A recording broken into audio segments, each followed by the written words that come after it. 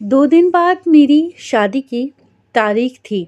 यह शादी पूरी तरह से मेरे माता-पिता की मर्ज़ी से हो रही थी। मैं भी अपने माँ-बाप के फैसले पर खुश थी और उनके फैसले पर खुशी-खुशी सर झुका दिया था। मुझे तो इस बात से कोई ऐतराज़ नहीं था कि यह रिश्ता मेरे माँ-बाप की पसंद और मर्ज़ी का है, क्योंकि मैंने कभी भी अपने घर से बाहर कदम नहीं निकाला था। बाहर की दुनिया, बाहर के लोग क्या होते हैं, इसका मुझे अंदाज़ा नहीं था। मैंने अपनी माँ से यही सुना था कि बाहर की दुनिया बहुत ज़ालिम है, कभी भूल कर भी इस दुनिया में कदम मत रखना। यही वजह थी कि मैं बहुत हद तक डरपोक भी थी। मुझ में कॉन्फिडेंस की बहुत ही कमी थी और इसकी सबसे बड़ी वजह यही थी कि मैं बाहर बहुत कम निकलती थी। कभी किसी से बात करनी पड़ जाती थी तो बहुत ही मुश्किल से कर पाती थी। माँ के मुंह से मैं अक्सर यही सुना करती थी कि पता नहीं मैं दूसरे घर जाकर कैसे गुजारा करूंगी। 2 दिन बाद अब मेरी शादी थी, तो यही बात मुझे डरा रही थी कि पता नहीं मेरे आगे आने वाली जिंदगी कैसे गुजरेगी। मगर मैं अपने माँ-बाप के फैसले पर सर झुका दिया था कि वह मेरे लिए जो करेंगे अच्छा ही करेंगे। आखिरकार शादी का दिन भी आ गया। पापा मेरी शादी के दिन बहुत खुश थे। उनकी तबीयत उन दिनों काफ़ी खराब थी, मगर फिर भी वह शादी के तमाम काम खुद ही देख रहे थे। मेहमानों से लेकर खाने तक का इंतज़ाम पापा ने खुद ही किया था। हर वक्त हर चीज़ वह दौड़-दौड़ कर रहे थे। उनका बस नहीं चल रहा था कि वह किस तरह अपनी खुशी मनाएँ, क्योंकि मैं 2 भाइयों की इकलौती बहन थी। दोनों भाई मुझसे छोटे थे और हमारे घर के हालात भी बहुत ज़्यादा अच्छे नहीं थे। मगर पापा मेरी शादी के लिए सालों से पैसे इकट्ठे कर रहे थे, ताकि वह मेरी शादी के फ़र्ज़ से खुशी-खुशी मुक्त हो सके, और आज वह दिन आ ही गया। तो पापा की खुशी का ठिकाना नहीं था। पापा के जोड़े हुए पैसों से शादी की तैयारी मुमकिन नज़र नहीं आ रही थी, तो उन्होंने मेरी शादी के लिए कर्ज भी लिया था और इस तरह वह मेरी शादी की वजह से कर्ज में डूब चुके थे। मुझे इस बात का बहुत एहसास था कि पापा मेरी शादी की वजह से कर्ज में डूब गए हैं। मैं यह जानती थी कि पापा के लिए यह कर्ज उतारना बहुत ही मुश्किल होगा। पापा को लेकर मैं बहुत ज़्यादा दुखी हो गई थी। खैर, बहुत ही खुशी-खुशी मेरी शादी निपट गई थी और मैं ब्याह कर अपने ससुराल आ गई। ससुराल आई तो सबने ही मेरा बहुत ही शानदार स्वागत किया था। मेरे ससुराल वाले मुझे लेकर बहुत ही खुश थे। मैं थी भी तो बहुत ही सुंदर। कोई भी मुझे देखता तो मेरे ऊपर कांच की गुड़िया होने का गुमान होता था। बड़ी-बड़ी काली आंखें, दूध जैसी सफ़ेद रंगत, छहरा बदन, कमर तक आते लंबे काले बाल। यही वजह थी कि मेरी माँ ने मुझे घर से बहुत कम बाहर निकाला था। जैसे ही जवानी की दहलीज पर कदम रखा था, मेरे माँ-बाप को मेरी चिंता होने लगी थी। उन्होंने मेरी खूबसूरती से डर लगता था कि कहीं कोई ऊंच-नीच ना हो जाए। मेरे पति ने मेरी तस्वीर तो पहले ही देख रखी थी, लेकिन जब मुझे अपने सामने बैठे देखा तो वह दिल थाम कर रह गया था। उसे विश्वास नहीं हो रहा था कि इतनी खूबसूरत कांच की गुड़िया उनकी पत्नी बन गई थी। शादी की पहली ही रात मेरे पति ने मुझे इतना प्यार दिया कि मेरे अंदर से सारा डर निकल गया था। मैं बहुत खुश थी और भगवान को धन्यवाद दिया था कि मुझे इतना प्यार करने वाला जीवन साथी मिला था। शादी का एक दिन तो ऐसे गुजर गया था, लेकिन शादी के अगले दिन पता नहीं क्यों मेरे पेट में हल्का-हल्का दर्द होने लगा। दर्द हल्का-हल्का था, इसीलिए मैंने इग्नोर कर दिया, क्योंकि शादी से कुछ दिन पहले भी मेरे पेट में दर्द हो रहा था। मगर कुछ देर यह दर्द होकर रुक गया था। मेरे कई बार मेरे साथ ऐसा हुआ था, लेकिन मैंने ध्यान नहीं देती थी। आज भी इसी तरह कुछ देर तक दर्द होता रहा और फिर बंद हो गया। इस बार मैं भी इस पर कोई ध्यान नहीं दिया, क्योंकि आज मेरे ससुराल में मेरा दूसरा दिन था। पूरा घर मेहमानों से भरा हुआ था। ऐसे में मैं किसी को कह भी नहीं सकती थी कि मेरी तबीयत खराब है। फिर हर किसी के मुंह पर यही होता था कि नई दुल्हन की तबीयत खराब हो गई है। बस यही सोचकर मैं चुपचाप अपनी जगह पर बैठी रही। कुछ देर बाद मेरे घर वाले भी आ गए थे, लेकिन दर्द था कि एक बार फिर से उठ रहा था और जिसकी वजह से मुझे बेचैनी होने लगी थी। मुझे ऐसा महसूस हो रहा था जैसे मेरी तबीयत अब धीरे-धीरे और भी ज़्यादा खराब होती जा रही है। लेकिन फिर भी मैं बर्दाश्त किए बैठी थी। धीरे-धीरे मेहमान आते गए और मुँह दिखाई की रस्म करते गए, लेकिन दर्द था कि रुकने का नाम नहीं ले रहा था। मैं जैसे-तैसे खुद को सँभाले चेहरे पर झूठी मुस्कान सजाए बैठी हुई थी। पूरा समय मेरा ऐसे ही दर्द में गुज़र गया था। रात के समय घर से मेहमानों का कुछ भीड़ कम हुई थी। मेरी सास ने मुझे मेरे कमरे में आराम करने के लिए भेज दिया। कमरे में जाकर मैं सुकून की सांस ली और सुबह से बैठे रहने की वजह से मेरी कमर अकड़ चुकी थी और पेट का दर्द अब भी तेज पकड़ चुका था। मैं अपने कमरे में आकर खामोशी से लेट गई और दर्द के कम होने का इंतजार करने लगी। मैं सोच रही थी कि शायद दर्द खुद ही कम हो जाएगा और कुछ देर बाद हुआ भी ऐसा ही। दर्द की जो तेजी थी वह खुद ब खुद कम होने लगी थी। दर्द को कम होते देखकर मैं सुकून का सांस लिया। मुझे शादी में बाजार के खाने खाने पड़े थे। हो सकता है इसीलिए मेरे पेट में दर्द उठ रहा हो, वरना और कोई वजह तो मेरी समझ में नहीं आ रही थी और इस वजह को मैंने किसी को बताना भी ठीक नहीं समझा।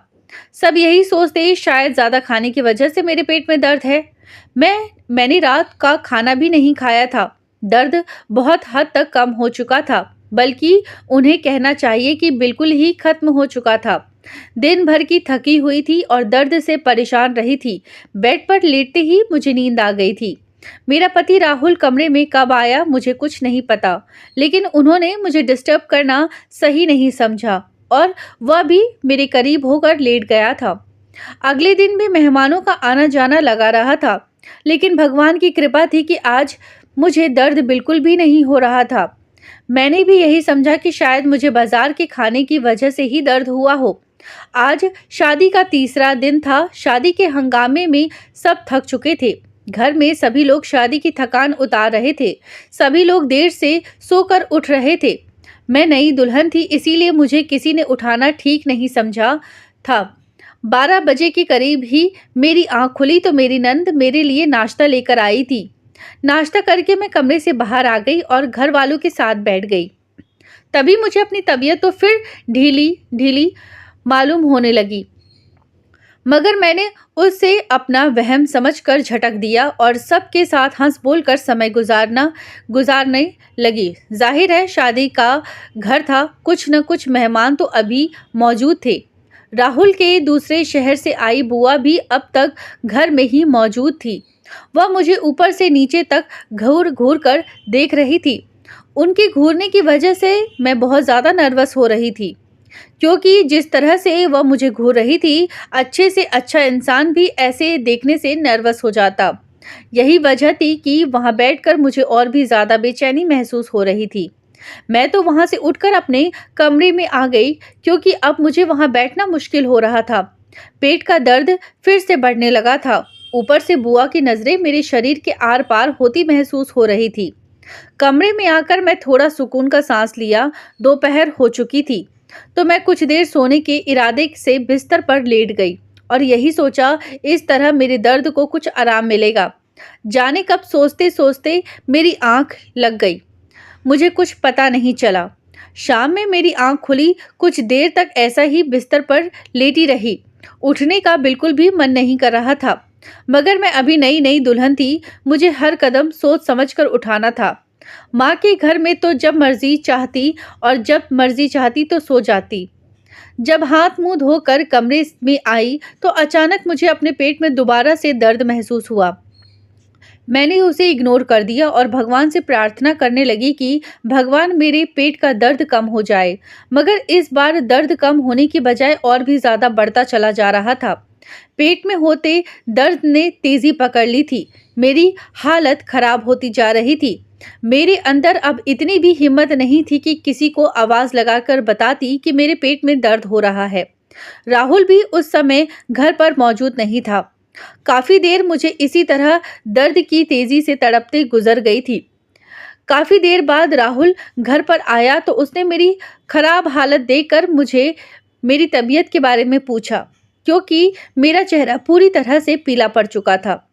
मेरे पति ने मेरी यह हालत देखी तो मुझे डॉक्टर के पास लेकर जाने की जिद करने लगे। मैं डॉक्टर के पास नहीं जाना चाहती थी, तो मैंने उसे घर में ही मौजूद कोई पेट दर्द की दवाई मांगी, तो वह खामोश हो गया और घर में ही मौजूद पेट दर्द की दवा लाकर मुझे दे दे। मगर दवा खाकर भी मेरे दर्द को आराम नहीं मिल रहा था। लेकिन थोड़े समय के बाद दर्द की तेजी की कमी तो होने लगी थी, लेकिन पूरी तरह नहीं रुका था। लेकिन फिर भी मैंने सुकून की सांस ली। 1-2 घंटे सुकून से गुजर गए और मेरे पति राहुल भी अब रिलैक्स हो गए थे। सबने मिलकर रात का खाना खाया, लेकिन मैं बस नाम के लिए बस थोड़ा सा ही खाया था, क्योंकि मुझे दर्द अभी हल्का हल्का महसूस हो रहा था। राहुल ने कहा कि अगर तुम्हारी तबीयत ठीक नहीं है तो तुम कमरे में जाकर आराम करो। मैं भी फौरन उठकर कमरे में आ गई थी, क्योंकि मेरा भी लेटने का मन कर रहा था। अभी लेटे कुछ देर गुजरी थी कि अचानक पेट में दर्द की तेज लहर उठी थी और मेरी चीख निकल गई थी। सब लोग मेरे कमरे में दाखिल हुए। मेरी हालत देखकर राहुल परेशान हो गया था। उसने मुझे डांट लगाते हुए कहा कि मैंने पहले ही तुमसे कहा था कि चलो डॉक्टर के पास चलते हैं, लेकिन तुम नहीं मानी। शादी का तीसरा ही दिन था और मैं उसके साथ जाने से झिझक रही थी, मगर राहुल ने मेरी एक न सुनी और मुझे तैयार होने के लिए कहा और खुद भी तैयार होने लगा। मैं तैयार होकर कमरे से आई तो सास भी मेरी तबीयत को लेकर परेशान थी। उन्होंने आशीर्वाद देकर हम दोनों को डॉक्टर के पास भेज दिया। डॉक्टर के पास पहुंचकर हम दोनों अपने नंबर के इंतजार में बैठ गए। अस्पताल में तरह तरह के मरीज आते हुए थे।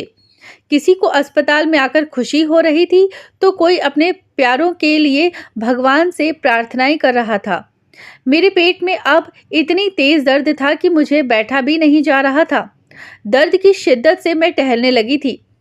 मुझे किसी भी पल चैन नहीं मिल रहा था। बेचैनी थी कि बढ़ती जा रही थी। राहुल ने मेरी बिगड़ी तबीयत को देखकर परेशान होता जा रहा था।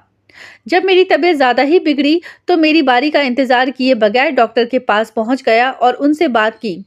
डॉक्टर ने जल्दी से मुझे इमरजेंसी में पहुंचा दिया और मुझे चेक करना शुरू कर दिया। उन्होंने पूछा कहाँ दर्द है, तो मैंने उन्हें अपने पेट के उस हिस्से पर हाथ रखकर बताया जहाँ दर्द हो रहा था। डॉक्टर को मेरे पेट दर्द की वजह समझ नहीं आ रही थी, लेकिन फिर भी उन्होंने कुछ दवाइयाँ देकर हमें घर भेज दिया। घर आकर मैंने दवाइयाँ खाई, थोड़ा सुकून मिला और मैं सो गई। सुबह तक दर्द बिल्कुल ठीक हो गया था। मैं पहले की तरह फटाफट फिट-फाट हो गई थी, मगर फिर शाम होते ही मेरी तबीयत फिर से बिगड़ गई और मुझे फिर से अस्पताल ले जाया गया। इस बार डॉक्टर ने मेरा अल्ट्रासाउंड करवाने की सलाह दी थी और कहा कि अल्ट्रासाउंड की रिपोर्ट देखकर ही कुछ पता चल सकता है, और साथ ही यह भी कहा कि अल्ट्रासाउंड अभी इसी समय करवाने कुछ देर बाद मेरा अल्ट्रासाउंड हो गया। अल्ट्रासाउंड की रिपोर्ट आने में अभी कुछ देर बाकी थी। मेरी तबीयत ज़्यादा खराब होने लगी। इस समय मुझे दोबारा से इमरजेंसी में ले जाया गया और डॉक्टर ने मुझे दोबारा दर्द कम कम करने का इंजेक्शन लगा दिए।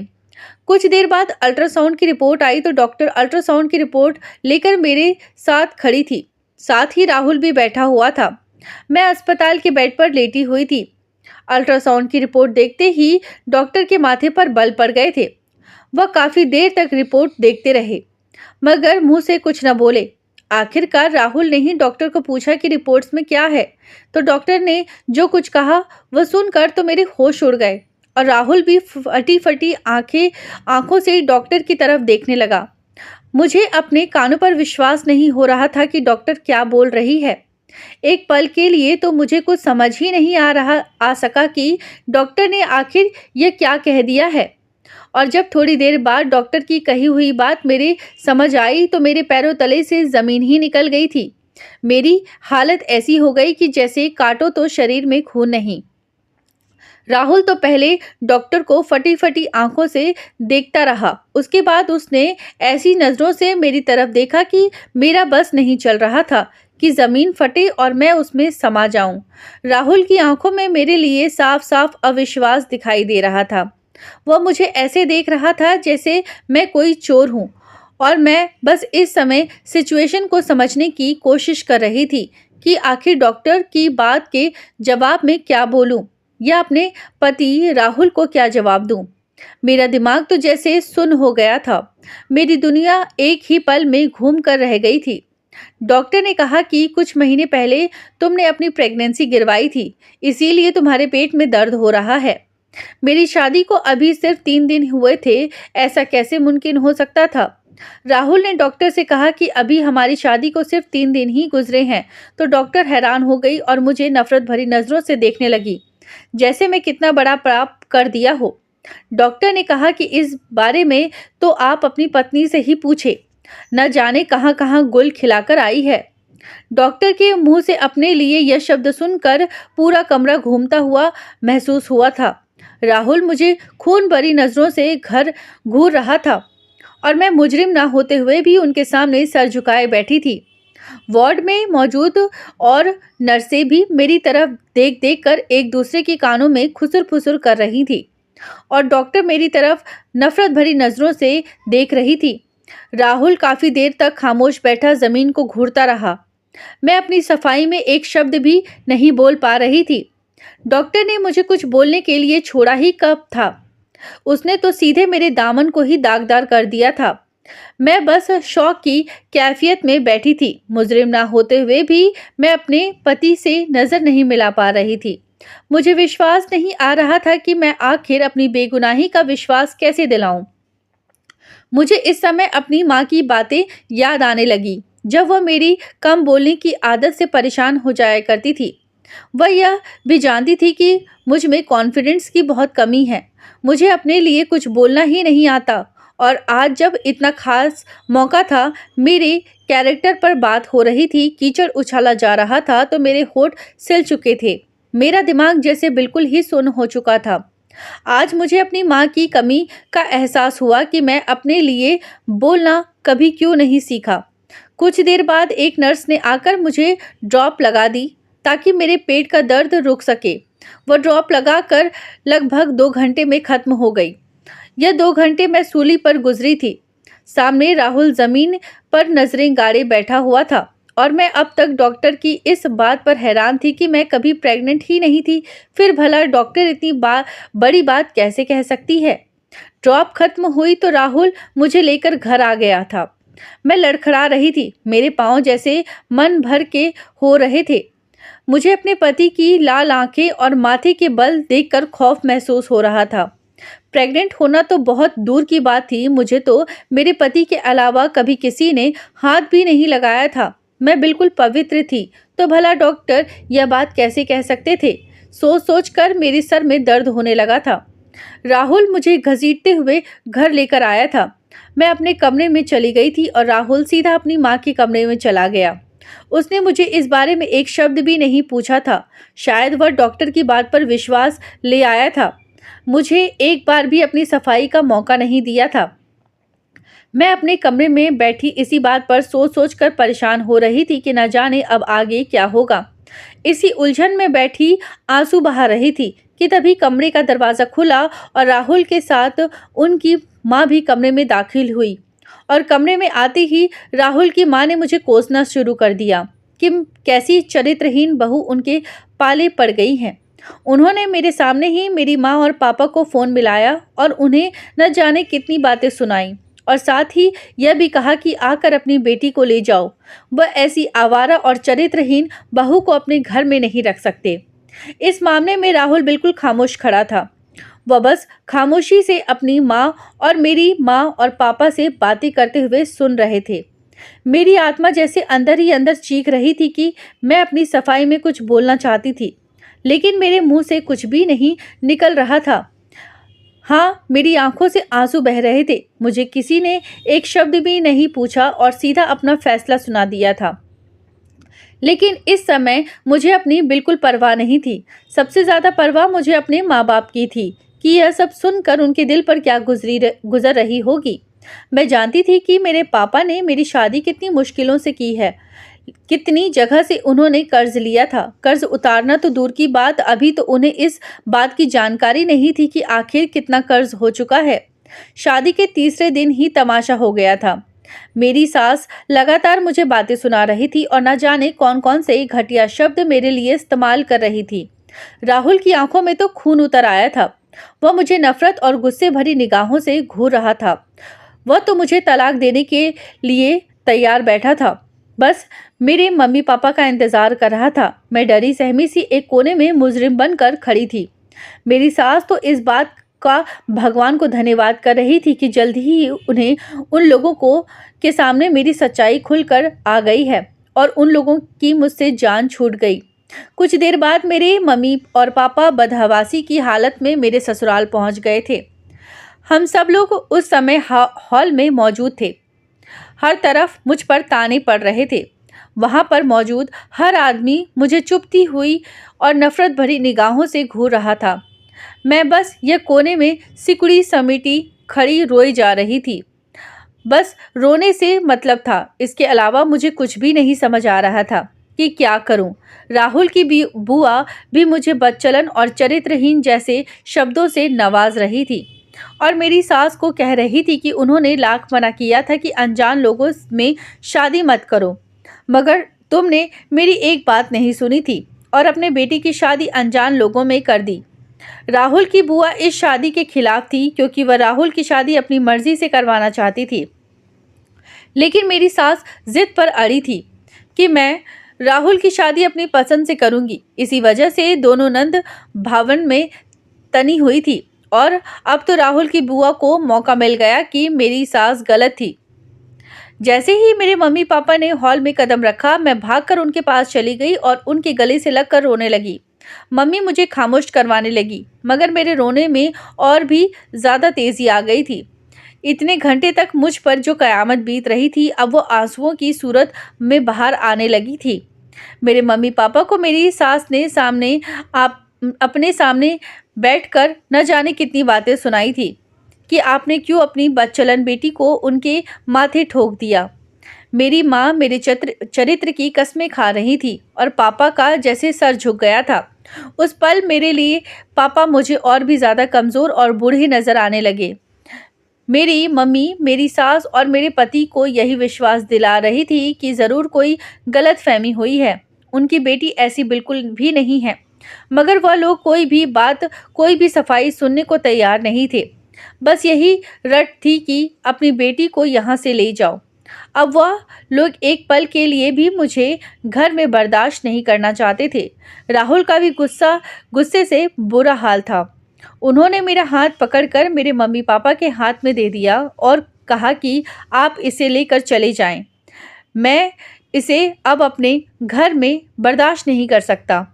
कुछ ही दिनों में आपके घर तलाक के पेपर भी आ जाएंगे। तलाक की बात सुनते ही मेरे पापा ने राहुल के पैरों में अपना सर रख दिया और उनसे कुछ समय की मोहलत मांगी।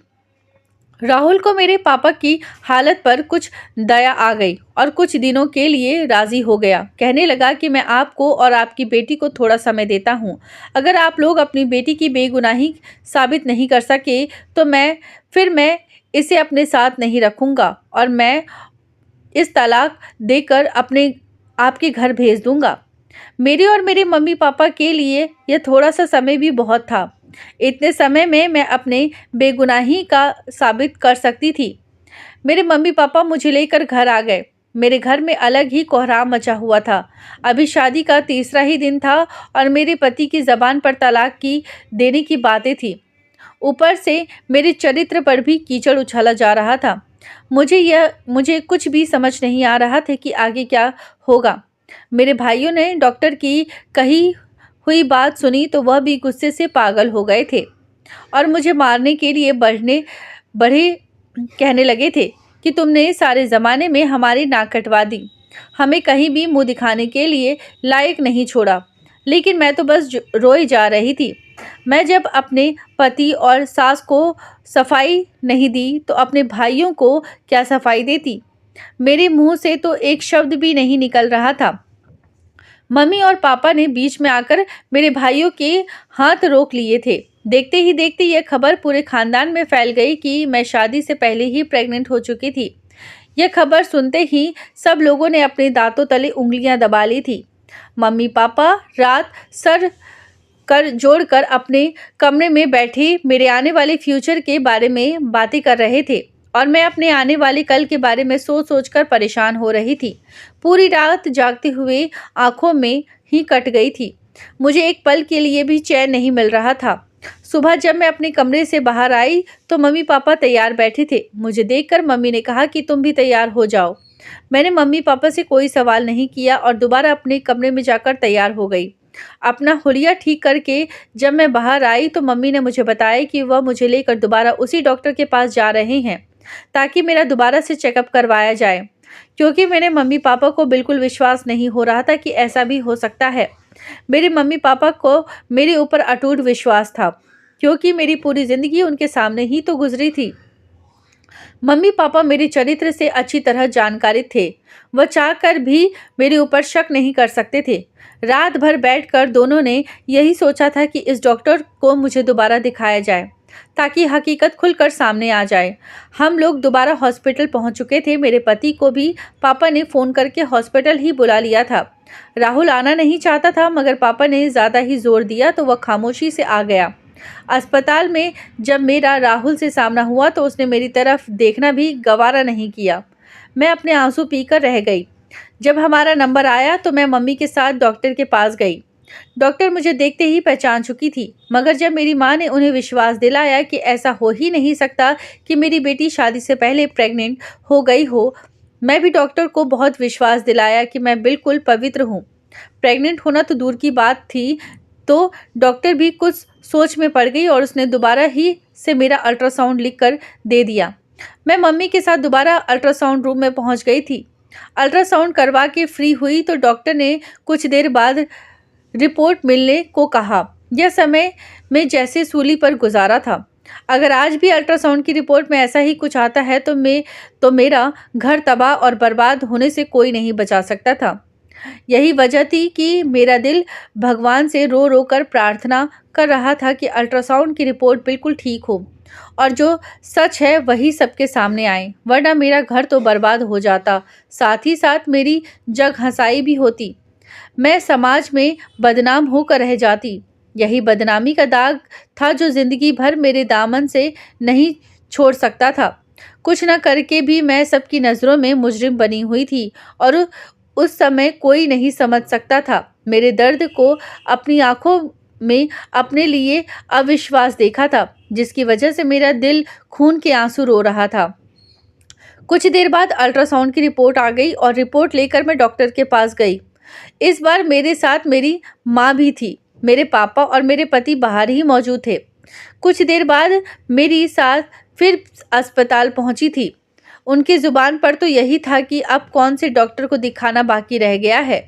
वह राहुल से कह रही थी कि इस चरित्रहीन लड़की को लेकर तलाक देकर मामला खत्म करो, मगर शायद राहुल को भगवान का डर था। वह तलाक देने से पहले अच्छी तरह यह सब कुछ छानबीन कर लेना चाहता था, ताकि कहीं उसके हाथों कुछ गलत फैसला न हो जाए। इसीलिए वह अपने आप को रोका हुआ था। मैं मुजरिमों की तरह डॉक्टर के सामने सर झुकाए बैठी थी। कुछ ही देर में डॉक्टर के केवल में मेरे पति सास भी आ गए थे और मेरे पीछे मेरे सारे घर वाले खड़े थे। डॉक्टर के ज़बान से निकले शब्द मुझे कोई नई जिंदगी भी दे सकते थे या फिर मुझे मौत की गहराइयों में भी फेंक सकते थे। मेरी जिंदगी की डोर अब डॉक्टर के हाथ में थी और मैं डॉक्टर के मुंह से निकलने वाले फैसले का इंतजार कर रही थी कि कुछ देर तक डॉक्टर मेरी रिपोर्ट देखते रहे। फिर उसने मेरी पिछली रिपोर्ट मांगी, जो मैंने अपने बैग से निकालकर डॉक्टर के सामने रख दी। बहुत देर तक खामोशी से दोनों रिपोर्ट्स को चेक करती रही। उसके चेहरे पर अजीब से एक्सप्रेशन थे। कुछ देर बाद डॉक्टर के चेहरे पर चौंकाने वाले हाव भाव पैदा हो गए, जैसे कुछ गलत हुआ हो। डॉक्टर ने मेरी आज की रिपोर्ट मेरे सामने रखते हुए कहा कि मेरे पेट में दर्द की वजह बाहर का खाना था, जिसकी वजह से मेरे पेट में दर्द हो रहा था। मेरे लीवर पर सूजन आ गई थी, तभी इतना दर्द हो रहा था। डॉक्टर ने मेरी माँ से कहा कि आपकी बेटी प्रेग्नेंट नहीं थी। मेरी सास ने फौरन कहा कि पिछली रिपोर्ट में आपने बताया था कि यह प्रेग्नेंट थी। तो डॉक्टर ने बताया, जिसे सुनकर मेरे पैरों तले से ज़मीन निकल गई। डॉक्टर ने कहा कि पिछली रिपोर्ट नाम की वजह से गड़बड़ हुई थी। मेरा नाम मेघा शर्मा है और जिस औरत की रिपोर्ट मेरे पास थी उसका नाम भी मेघा शर्मा था। उसका कुछ महीना पहले ही मिसकैरेज हुआ था, जिसकी वजह से उसके पेट में दर्द था। नाम के एक जैसे होने की वजह से ये सारी गलतफहमी हुई थी। डॉक्टर ने अपनी गलती मानकर हम सबसे माफ़ी मांगी। मेरा दिल तो इस समय भगवान को याद करके रो पड़ा था। मेरे पति और सास शर्मिंदगी से सर झुकाए खड़े थे, तो मेरे पापा ने आगे बढ़कर मुझे गले से लगा लिया। कहा कि यह सब एक गलतफहमी का नतीजा था और इस तरह मेरा घर बर्बाद होने से बच गया। राहुल ने मुझसे माफ़ी मांगी। मैंने भी राहुल को माफ़ कर दिया, क्योंकि गलती तो उसकी भी नहीं थी।